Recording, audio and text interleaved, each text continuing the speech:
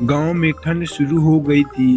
रामपुर गांव में राजू नाम का एक गरीब आदमी अपनी बीवी और बेटे पिंटू के साथ रहता था। वह तीनों बहुत ही गरीब थे। राजू दूसरों के खेतों में काम करता और उसकी बीवी दूसरों के घर पर काम करने जाती थी। ममता, इस बार तो बहुत ज्यादा ठंड हो रही है। हमारे गांव में बाहर निकलने का मन भी नहीं करता मुझे। अगर बाहर नहीं जाऊंगा तो हमारा बच्चा भूखा रहेगा। हाँ जी, आप ठीक कह रहे हो। ठंड बहुत तेजी पड़ने लगी है। हम इतने गरीब हैं कि हमारे पास जैकेट स्वेटर भी नहीं है कि हम अपने बेटे को पहना सके इस ठंड में। तभी पिंटू कहता है, माँ कोई बात नहीं माँ, मुझे ठंड नहीं लग रही है। अगर आपको लगता है कि मुझे ठंड लग रहा है तो आप थोड़ा सा यहाँ पर आग जला दीजिए, तो उससे ठंड नहीं लगेगा। हाँ ममता, पिंटू बेटा हमारा ठीक कह रहा है। तुम आग जला दो, मैं भी आग सेक कर ही जाऊंगा और आज सबसे पहले मैं घर का राशन ही लेकर आऊंगा। उसके बाद ममता आग जलाती है और तीनों आग सेकते हैं। अच्छा ममता, अब मैं चलता हूँ, नहीं तो काम पे मैं लेट हो जाऊंगा, टाइम पर नहीं पहुँच पाऊंगा। उसके बाद राजू कड़ी ठंडी में निकल देता है काम पर। बेटा, अब मैं भी जाती हूँ मालकिन के घर। तू बाहर मत निकलना, ठीक? मैं शाम को आ जाऊंगी। ऐसा कहकर ममता जाती है काम करने मालकिन के घर। मालकिन के घर उसके पति और एक बेटी थी।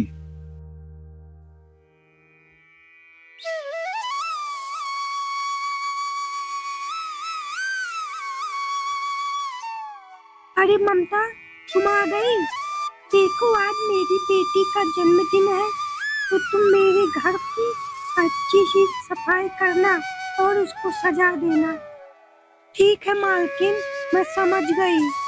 हाँ, समझ गई। और हाँ, तुम अपने बेटे को यहाँ पार्टी में भी लेकर चले जाना, ठीक है ना? काम करो, अब मैं जाती हूँ थोड़ा शॉपिंग करने।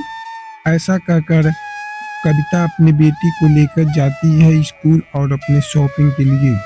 ममता ने घर की साफ सफाई करने लगती है। ममता घर की सफाई अच्छे से कर देती है और घर को अच्छे तरीके से सजा देती है। तभी उसकी मालकिन कविता आती है अपनी बेटी के साथ।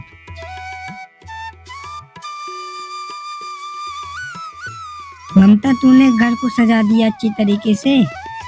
हाँ, सजा तो दिया है। अब तू जा अपने बेटे को भी लेके आ, चली आ पार्टी में, वो भी देख। जी मालकिन, मैं भी जाती हूँ। कुछ देर में ममता अपने मालकिन के घर अपने बेटे को लेकर चली आती है। उसका बेटा इतना बड़ा घर देखकर हैरान हो जाता और कहता है, अरे बाप रे बाप, इतना बड़ा घर, और तो इस घर में ठंड भी नहीं लग रही है। काश ऐसा घर मेरा होता। और पिंटू ने केक को देखकर उसके मन में लालच आ गया। उसने गई और केक को उठा लिया।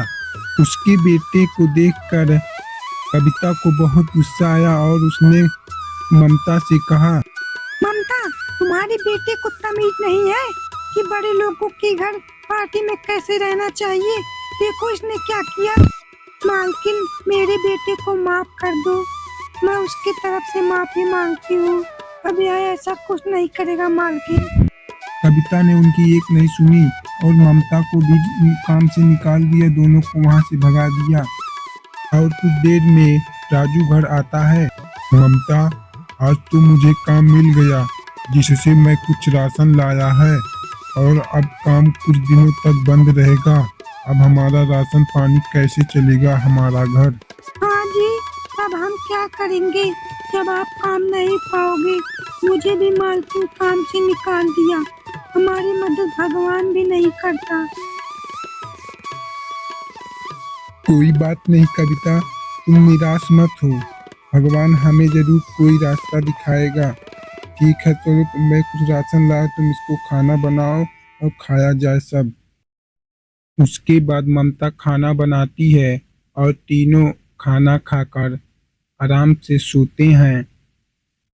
और इस सपने में पिंटू के भगवान ईश्वर आते हैं। पिंटू बेटे, मैं ईश्वर हूँ। मैं तुम्हारे माँ पिता का गरीबी को देखकर आया हूँ। मैं तुमसे यह बताना चाहता हूँ कि तुम्हारे घर के पीछे ही सैकड़ों पुराने खजाने हैं। वह तुम ही सबका है। तुम वहाँ लोग को मिलेगा। इतना कहकर प्रभु वहाँ से गायब हो जाते हैं। और अगले दिन सुबह पिंटू अपने माँ पिता से सारी बातें बताता है। उसके बाद उसके माता पिता दोनों तीनों जाते हैं अपने घर के पीछे, खुदाई करते हैं और उनको वहाँ इतना खजाना मिल जाता है। उसके बाद वो सब आराम से रहने लगते हैं।